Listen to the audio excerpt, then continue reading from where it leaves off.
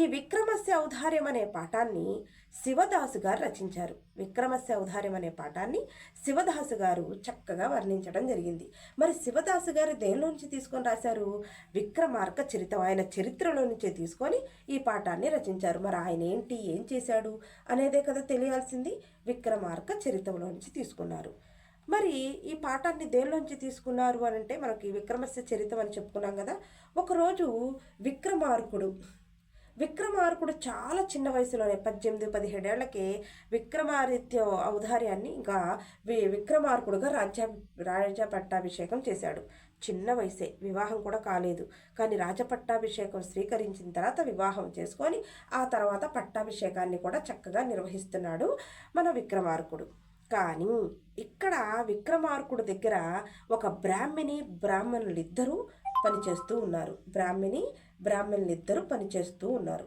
ఆ పని చేస్తూ ఉన్నటువంటి బ్రాహ్మణుల దగ్గరికి ఒకరోజు ఆ బ్రాహ్మణులిద్దరూ విక్రమార్కుడితో ఈ విధంగా సంతోషంగా, విక్రమార్కుడి రాజ్యాంగంలో సంతోషంగానే ఉన్నారు.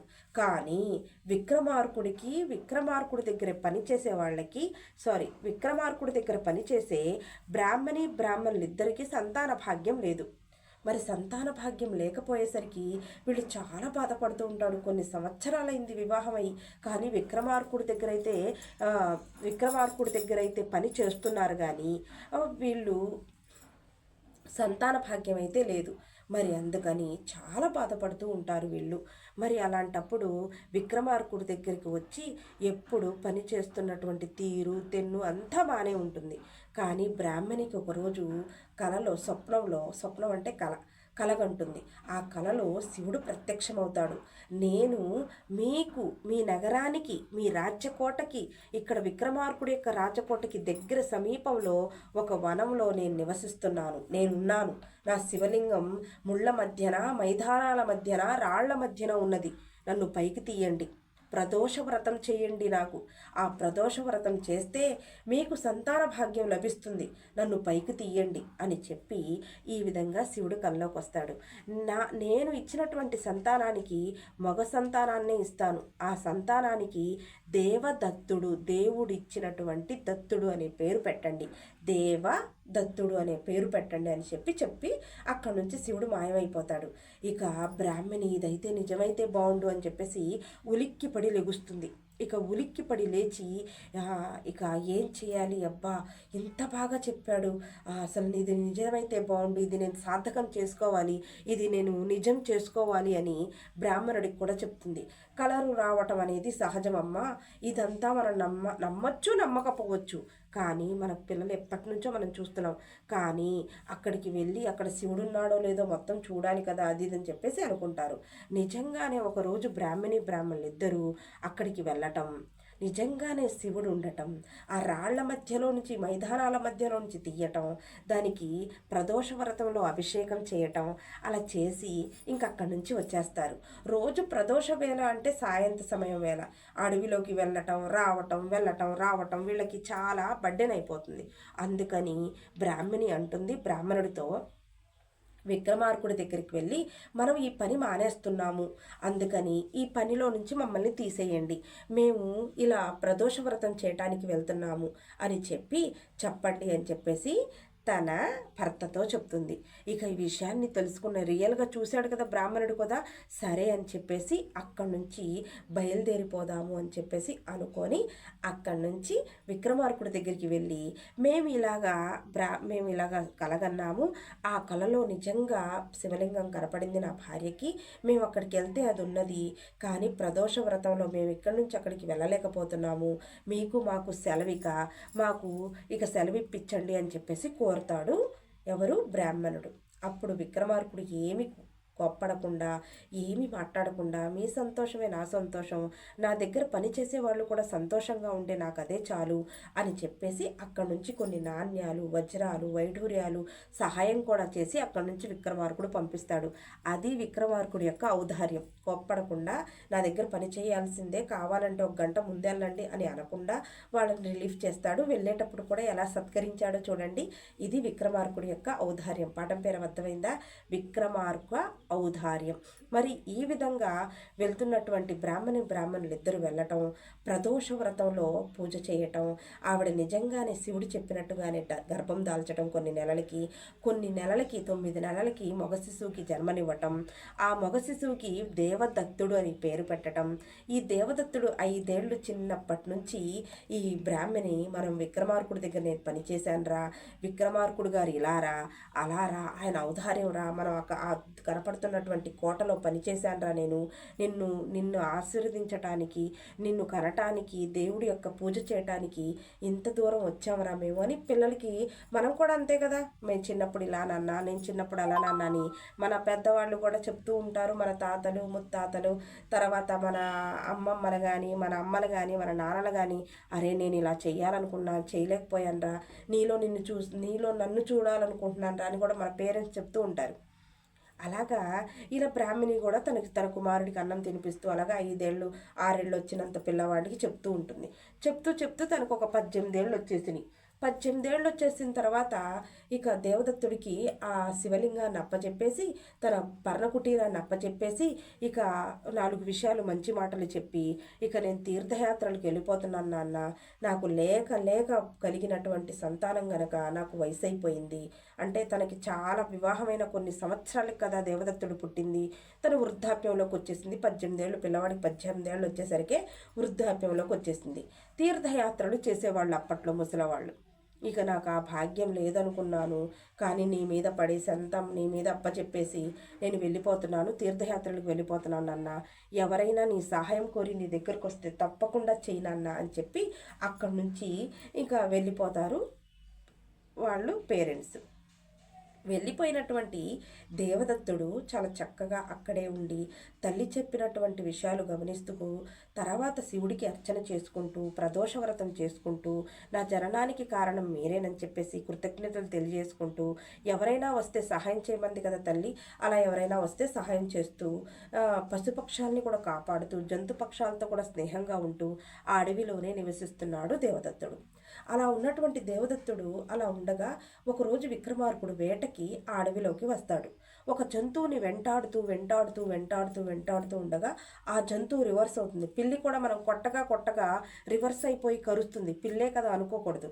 అలాగా ఏ జంతువు అయినా అంతేనండి, మనం దానికి హాని చేసేటప్పుడు కూడా హానిని స్వీకరిస్తుంది, కానీ అది రివర్స్ అవ్వాలి అనుకుంటే కనుక మనకు హాని కలిగేలాగా చేస్తుంది.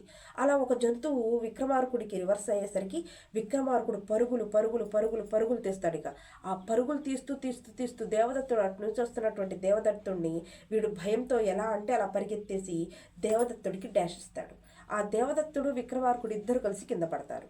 కింద పడిన తర్వాత దేవదత్తుడు కొంచెం వయసులో ఉన్నాడు కదా, ఆ వయసులో ఉన్నటువంటి దేవదత్తుడు లేచి, ఎవరయ్యా నువ్వు, లే అని చెప్పేసి ఇలా చెయ్యి ఇచ్చేసి లేపుతాడు. లేపిన తర్వాత ఇద్దరు కలిసి, నువ్వెవరయ్యా, ఏంటి, ఇక్కడే ఉంటున్నావా ఏంటి, మీ ఇల్లు ఎక్కడా ఏంటి అనగానే, నేను దేవదత్తున్నయ్యా, నా తల్లిదండ్రులు ఇద్దరు బ్రాహ్మణులు ఇద్దరు అలాగా తీర్థయాత్రలకు వెళ్ళిపోయారు, నువ్వు సహాయం చేస్తాను, నువ్వేంటి ఆపదలో ఉన్నావా అనగానే, నాకు ఆపదేమీ లేదయ్యా, ఒక జంతువు వెంటాడుతుంటే నేను ఇలా పరిగెత్తాను, సరే ధన్యవాదాలంటే మీరెవరు అంటాడు దేవదత్తుడు. అప్పుడు దేవదత్తుడు అనగానే, నేను విక్రమార్కుడిని అంటాడు. విక్రమార్కుడు గారంటే మీరా, చిన్నతనం నుంచి మా మమ్మీ చెప్తారు కదా, మన మమ్మీ మన డాడీ వాళ్ళు చెప్తారు కదా, ఇందా చెప్పుకున్నాం, అలాగా మీరా మా అమ్మ చెప్తూ పెంచిందండి మిమ్మల్ని, నన్ను మీ గురించి చెప్తూ పెంచిందండి అని చెప్పి మళ్ళీ లేపిన తర్వాత కృతజ్ఞతలు తెలియజేస్తాడు. ఓ నువ్వా బ్రాహ్మణులు కుమారుడువా నువ్వు, ఓకే వెరీ గుడ్ అని చెప్పేసి మనం మాట్లాడతాం కదా, అలా మాట్లాడుకున్న తర్వాత ఇక సరేనన్నా నేను వెళ్తున్నాను అని చెప్పేసి ముందుకు 4 అడుగులు వేసరికి భయంతో ఎట్లా అంటే అలా పరిగెత్తాడు కదా, దారి మర్చిపోయాడు. వచ్చిన దారి గుండానే వెళ్ళొచ్చు, కానీ ఈయన భయంతో పరిగెత్తాడు కదా, ఎలా అంటే అలా పరిగెత్తేసరికి దేవదత్తుడు ఉన్న ప్లేస్లోకి వచ్చి డాష్ ఇచ్చాడు. మరి ఏం పర్వాలేదు రాజుగారు, నేనున్నాను మీకు అని చెయ్యి పట్టుకొని, ఆ చెయ్యి ఇలా పట్టుకొని తీసుకెళ్ళి నగరం దగ్గర దింపేసి మళ్ళీ దేవదత్తుడు ప్రయాణం అవుతాడు. అప్పుడు ప్రయాణం అయ్యేటప్పుడు దేవదత్తుడు మళ్ళీ వెనక్కి తిరిగి ఆయన్ని అక్కడ దించేసి వెనక్కి తిరిగేలోపు నీ పేరెంట్స్ ఇద్దరు అంటే నీ తల్లిదండ్రులు ఇద్దరు లేరు కదా ఇక్కడ, నా దగ్గరే ఉండొచ్చు కదా అని చెప్పేసి విక్రమార్కుడు అడుగుతాడు. అప్పుడు దేవదత్తుడు సరేనండి రేపటి నుంచి నేను వస్తాను, నీకు కూడా నీ తండ్రి పదవి నీకు ఇస్తానయ్యా అని చెప్పి ఒప్పుకుంటాడు. సరే అని చెప్పేసి దేవదత్తుడు అన్నీ సర్దుకొని అన్నీ చేసుకొని శివుడికి కూడా నమస్కరించుకొని అప్పుడప్పుడు వస్తూ ఉంటానని చెప్పేసి అక్కడి నుంచి నగరానికి వెళ్ళిపోయాడు దేవదత్తుడు. వెళ్ళిన తర్వాత ఇక రాజు పెద్ద సింహాసం 32 సోపానాలు అనమాట. 32 సోపానాలు అంటే 32 మెట్లు. 32 మెట్ల మీద కూర్చొని ఉన్నాడు విక్రమార్కుడు. అక్కడికి వెళ్ళంగానే మంత్రి పదవి ఇచ్చాడు. మంత్రి పదవి ఇచ్చిన వాళ్ళు పక్కన రాజు కూర్చొని ఉన్నప్పుడు పక్కన ఇలా కూర్చోవాలి, ఎవరు నుంచోవాలి, ఎవరు మంత్రి. అలా నుంచున్నటువంటి దేవదత్తుడి గురించి విక్రమార్కుడికి ఒక ఆలోచన ఉంది. విక్రమార్కుడు ఎవరైనా సహాయం చేస్తే ఆయన ఔదార్యాలు ఎన్నో ఉన్నాయి. దాన వీర శూర కర్ణ అని చెప్పేసి అంటారు కదా. దానం చేసే విషయంలో, తర్వాత ఆయన త్యాగం చేసే విషయంలో ఇలా ఎన్నో లక్షణాలు ఉన్నాయి ఆయన దగ్గర, విక్రమార్కుడి యొక్క లక్షణాలు. మరి ఈ లక్షణంలో మనం ఏం తెలియజేసుకుంటాం? విక్రమార్కుడి ఔదార్యం ఇంటర్ సెకండ్ ఇయర్లో ఇచ్చినటువంటి పాఠం ద్వారా ఏం తెలుసుకుంటున్నాం? విక్రమార్కుడు ఎవరైనా చిన్న సహాయం చేసినా ఆ సహాయాన్ని తను చనిపోయినంత వరకు గుర్తుపెట్టుకుంటాడంట. అదే మరి విక్రమార్కుడి యొక్క స్టైలు. ఎవరు పడితే వాళ్ళు రాజులు అవ్వటం, ఎవరు పడితే వాళ్ళు చరిత్రకి ఎక్కటం కాదండి. ఎవరు పడితే వాళ్ళు చరిత్రకి ఎక్కలేరు. మరి అంతటి విశేషం ఉంది కాబట్టి విక్రమార్క ఔదార్యం అనే పాఠాన్ని మన సెకండ్ ఇయర్ వాళ్ళకి తెలియజేయటం అనేది జరిగింది. మరి చూసారా, ఔదార్యం అంటే అందరికీ రాదండి. అదొక మనసు ఉండాలి, అదొక ఔదార్యం ప్రతి మనిషిలోనూ ఉండాలంట. మరి దేవదత్తుడి గురించి ఎవరొస్తే వాళ్ళకి రాజ్యాంగానికి కొంత మంత్రులు, కొంత సైనాధిపతులు అందరూ వస్తూ ఉంటారు కదా, వాళ్ళందరికీ చెప్తున్నాడు విక్రమార్కుడు, ఎవరయ్యా? దేవదత్తుడయ్యా, నన్ను అడవిలో నుంచి తీసుకొచ్చాడు, నన్ను జంతువు నుంచి కాపాడాడు, దేవదత్తుడయ్యా, మామూలు విషయం కాదయ్యా అని ఇంకా ప్రతి ఒక్కళ్ళకి చెప్తున్నాడు. ఇక ఈ 1 రోజు 2 రోజులు 3 రోజులు 4 రోజులు మనల్ని పొగుడుతుంటే బాగానే ఉంటుంది. తర్వాత నేనున్నప్పుడే పొగుడుతున్నాడా, నేను లేకుండా కూడా పొగుడుతున్నాడా? అసలు ఇదంతా ఓవరాక్షన్. ఏంటి ఇంత ఓవరాక్షన్ చేస్తున్నాడు? నేను కాపాడింది అక్కడి నుంచి తీసుకొచ్చి నగరం చూపించినంత వరకే కదా, నాతో పని చేయించుకోవటానికి చాలా ఓవరాక్షన్ చేస్తున్నాడు ఆయన. నేను లేనప్పుడు కూడా పొగుడుతున్నాడా? అసలు నేను ఉన్నప్పుడే ఓవరాక్షన్ చేస్తున్నాడా అనే డౌట్ వచ్చేసింది ఎవరికి? దేవదత్తుడికి. సరే ఈయన పనిట్ట ఉందా, ఈయన ఔదార్యం చూద్దాం, అందరూ ఇన్ని పొగుడుతున్నారు కదా, ఈయన ఔదార్యం ఏంటో బయట పెడదామని చెప్పేసి దేవదత్తుడు విక్రమార్కుడి యొక్క కుమారుడు 10-12 ఏళ్ల కుమారుణ్ణి, రాజకుమారుణ్ణి కిడ్నాప్ చేస్తాడు. ఒక సైనికుడు సహాయంతో కిడ్నాప్ చేస్తాడు. కిడ్నాప్ చేసి ఆ రాజకుమారుడి మెళ్ళలో ఆభరణాలు అవన్నీ తీసుకొని, అప్పట్లో రాజుల కుమారులు కానీ రాజులు కానీ ఆభరణాలు ధరించేవాళ్ళు. ఆ ఆభరణాలన్నీ తీసేసుకొని సైనికుడికి ఇచ్చేసి, ఇవన్నీ అమ్ముకొనరా, నీకు సగం నాకు సగం అని ఆ సైనికుడు కూడా దేవదత్తుడితో చేతులు కలుపుతాడు. అది అమ్మటానికి వెళ్ళినప్పుడు ఇక రాజకుమారుడు కనపడట్లారని ఒక వార్త అయితే రాజ్యంలో ఏర్పడిపోయింది. ఇక అన్ని చోట్ల పత్రికలు ఇచ్చేస్తారనమాట, అన్ని చోట్ల ప్రకటనలు ఇచ్చేస్తారు. అప్పుడు ఫోన్లు వాట్సాప్లు లేవు కదా, ప్రకటనలు అవన్నీ ఇచ్చేస్తారు. అప్పుడు ఈ ఆభరణాలు కానీ, ఈ కుమారుడిని కానీ, ఈ ఫోటోలో ఉన్న వ్యక్తిని కానీ, ఈ వ్యక్తి వేసుకున్నటువంటి ఆభరణాలు కానీ ఎవరైనా మీకు అమ్మటానికి వచ్చినప్పుడు మీరు ఇలా చేయండి, అలా చేయండి అని చెప్పేసి ఈ విధంగా ప్రకటన అయితే ఇస్తారు. ఇవే సైనికుడు తీసుకెళ్ళి అమ్ముతూ ఉంటాడు. అప్పుడు సైనికుడు కూడా అంటాడు ముందు, ఏమయ్యా దేవదత్త, రాజకుమారుణ్ణి తీసుకొచ్చావు కదా, ఇలా ఈ ఆభరణాలు అయితే తీసుకున్నావు, మరి ఈ వ్యక్తిని అయితే ఏం చేస్తావు, తర్వాత అయినా మన ఇద్దరం తీసుకున్నామని చెప్తాడు కదా ఈ పిల్లోడు అని అంటే, ఈ పిల్లోడిని ప్రాణాలతో ఎందుకు చంపేస్తాను అన్నాడు దేవదత్తుడు. అప్పుడు సైనికుడు కూడా భయపడతాడు. వామ్మో, చంపేయటం వరకా? సరే నేను అమ్ముకొని తీసుకొచ్చిన తర్వాత నువ్వు తర్వాత చంపేసుకో, నేను అమ్ముకొని తీసుకొచ్చిన తర్వాత డబ్బులు నీకు సగం నాకు సగం, నేను ఇక్కడ నుంచి పరారైపోతాను అంటాడు. సరే అమ్ముకొని రాపో అంటాడు. ఈ లోపు అమ్మటానికి వెళ్ళే లోపు ఈ పత్రికల్లో ఇలాగ వేస్తున్నాయి కదా పారితోషికం కూడా, అంటే ఈ పట్టించిన వాళ్ళని, ఈ బంగారం ఎక్కడుందో కనిపించే వాళ్ళని, నా కుమారుడు ఎవరైనా కనిపెట్టే వాళ్ళని పారితోషికం అంటే బహుమతి కూడా ఇస్తామన్నారు కదా. అక్కడ అమ్ముతున్నటువంటి వ్యక్తి ఆ పేపర్లో ఉన్నటువంటివన్నీ అవన్నీ చూసి ఆ పక్కన పనిచేసే వ్యక్తిని అలాగ సైగ చేసి రాజ్యాంగంలో ఉన్న సైనికుల్ని తీసుకురమ్మని చెప్పేసి, దొరికాడు దొంగ అని చెప్పేసి పట్టుకురమ్మంటాడు. అప్పుడు ఈయన మాటల్లో పెట్టి ఆ బంగారాన్ని ఇదింత అని చెప్పాలి కదా, మరి వ్యాపారస్తుడు చెప్పాలి కదా. అలా కొన్ని గంటలు అక్కడే కూర్చోబెట్టాడు. ఈయన వెళ్ళి ఆ సైనికుల్ని తీసుకొచ్చే లోపు ఆయన అక్కడే ఉంటాడు. ఇక అటొక సైనికుడు ఇటొక సైనికుడు పట్టేసుకుంటాడు. ఈ బంగారం ఎక్కడి నుంచి వచ్చింది నీకు? రాజకుమారుడేడి? నువ్వు మా సైనికుడివే కదా, మన రాజ్యంలో వాడివే కదా అని బెదిరిస్తారు. అప్పుడు ఏమి మాట్లాడు. అమ్మో దొరికిపోయానే, ఇంకా అయిపోయిందే, ఇంకేం చేయాలి, నాకు ఏం తెలియట్లేదు, దేవదత్తుడి పేరు చెప్తే దేవదత్తుడు ఏమైనా చంపేస్తాడేమో, వామ్మో నేనేం చేయాలి, ఏం చేయాలి, ఏం చేయాలని భయపడిపోతున్నాడు సైనికుడు. అలా ఇక ఆ బంగారాన్ని ఆ సైనికుడిని తీసుకొని రాజు ముందు నిలబెడతారు. 32 మెట్ల మీద 32 మెట్ల సోపానాల మీద కూర్చొని ఉన్నాడు రాజు.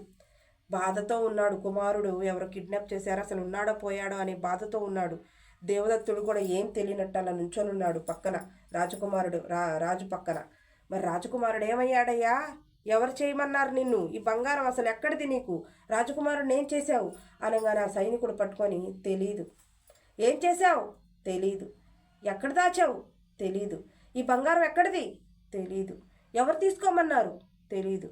అసలు ఏం చేస్తున్నావు నువ్వు? తెలీదు. ఏం చేయాలనుకుంటున్నావు? తెలీదు.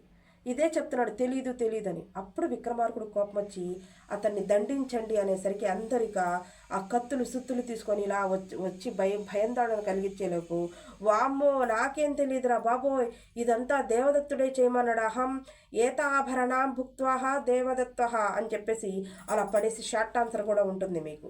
నాకేం తెలియదురా బాబోయ్, ఇదంతా చేయమంది దేవదత్తుడే అని చెప్పేసి, ఏతాభరణం ఇవన్నీ చేయమంది దేవదత్తుడే, అహం దేవదత్తస్య భూత్వా ఏతాభరణం, ఈ ఆభరణాలని దేవదత్తుడే తీయమన్నాడు, నేను కాదు దొంగ అని చెప్పేసి అలా పడేసి అక్కడి నుంచి పరుగులు తీస్తాడు సైనికుడు. అలా వదిలేయమంటాడు.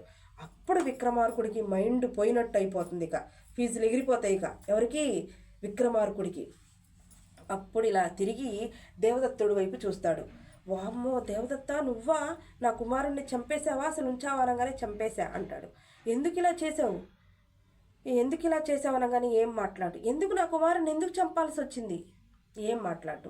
అప్పుడు కింద సైనికులు, సైనాధిపతులు, మంత్రులు ఇంకా ఉంటారు కదా, దేవదత్తుడితో పాటు చేస్తున్నటువంటి మంత్రులు ఉంటారు కదా, అందరూ వాళ్ళ దగ్గర ఉన్న ఖడ్గాలతో కొన్ని కత్తులతో తీసుకొని మన రాజు ఎంత మంచివాడు, విక్రమార్కుడు ఎంత మంచివాడు, పనోళ్ళని కూడా సొంత వాళ్ళలా చూసే విక్రమార్కుడిని పిల్లల్ని ఇట్లా చేస్తావా, నువ్వు పిల్లవాడిని రాజకుమారుడిని ఇలా చేస్తావా అని అందరూ కత్తులు సుత్తులు తీసుకొని ఇలా పైకి ఆ 32 సోపానాలు ఆ మెట్లను ఎక్కి సింహాసనం మీదకి ఎక్కడానికి ఇలాగా బయలుదేరిపోయే లోపు విక్రమార్కుడు అంటాడే, ఆగండి అక్కడ, ఎవరనుకున్నారయ్యా? దేవదత్తుడయ్యా, నగరానికి తీసుకొచ్చాడు, నన్ను అడవిలో నుంచి తీసుకొచ్చాడు నగరానికి, ఎవరనుకున్నారయ్యా? దేవదత్తుడయ్యా అని మొదలుపెట్టాడు. చూసారా ఆయన ఔదార్యం? మరి ఆయన చెకింగ్ అనుకున్నాడు, చెక్ చేద్దాం అనుకున్నాడు, ఇదంతా డ్రామా అనుకున్నాడు. కానీ తన కుమారుణ్ణి చంపేశాననే దేవదత్తుడిని వాళ్ళు చంపటానికి వస్తున్నప్పటికి కూడా, తన కుమారుణ్ణి చంపేశాడు అనే దేవదత్తుడు విషయం తెలిసినప్పటికి కూడా రాజు ఏం గుర్తుపెట్టుకున్నాడు విక్రమార్కుడు? తన చేసిన చిన్న సహాయాన్ని గుర్తుపెట్టుకున్నాడు కానీ తన కుమారుణ్ణి చంపేశాడనే కచ్చకారపాన్ని అనిపించుకోలేదు. ఇది విక్రమార్కుడి యొక్క ఔదార్యం. అలా దేవదత్తుడు కూడా అవాక్కైపోయి, రాజా నువ్వే గెలిచావయ్యా, విక్రమార్క నువ్వే గెలిచావయ్యా, నీకు నేను పరీక్ష పెట్టానయ్యా, ఎవరు గెలుస్తారా? నీ కుమారుణ్ణి చంపేశాడు అనగానే నా మీద కత్తులు కారాలు నూరుతావేమో అనుకున్నాను, నీ కుమారుణ్ణి చంపేశాను కదా, నన్ను కూడా చంపేస్తాడేమో, నా సహాయం గుర్తుపెట్టుకుంటావో లేదో అనుకున్నాను. నా తల్లి చెప్పింది కంటే కూడా, నా తల్లి నా చిన్నప్పుడు నీ గురించి చెప్పిన ఔదార్యం కంటే కూడా నువ్వే గొప్పవాడివయ్యా, ఆ ఔదార్యం ఎక్కడా, ఈ ఔదార్యం ఎక్కడా అని చెప్పి దేవదత్తుడే ఆయనకి నమస్కరించి, ఇదయ్యా విక్రమార్క చరితం అంటే, నువ్వయ్యా విక్రమార్కుడు అంటే, నువ్వయ్యా రాజు, నీ కుమారుడిని నేనేం చంపలా, నిన్ను చెక్ చేద్దామనుకున్నాను, నీ కుమారుడు బతికే ఉన్నాడని ఆ రాజ్యంలోనే ఒక రూమ్లో పెట్టినటువంటి విక్రకుమారుణ్ణి అంటే రాజకుమారుణ్ణి తీసుకొచ్చి విక్రమార్కుడికి అందజేస్తాడు.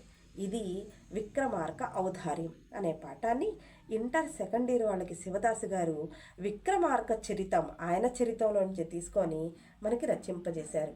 ఈ వీడియో మీకు నచ్చినట్టయితే షేర్ చేయండి, లైక్ చేయండి, సబ్స్క్రైబ్ చేసుకోండి. ప్రతి ఒక్కళ్ళకి ఇంటర్ సెకండ్ ఇయర్ చదివే ప్రతి ఒక్కళ్ళకి సబ్స్క్రైబ్ చేసుకోమని చెప్పండి. ధన్యవాదాలు.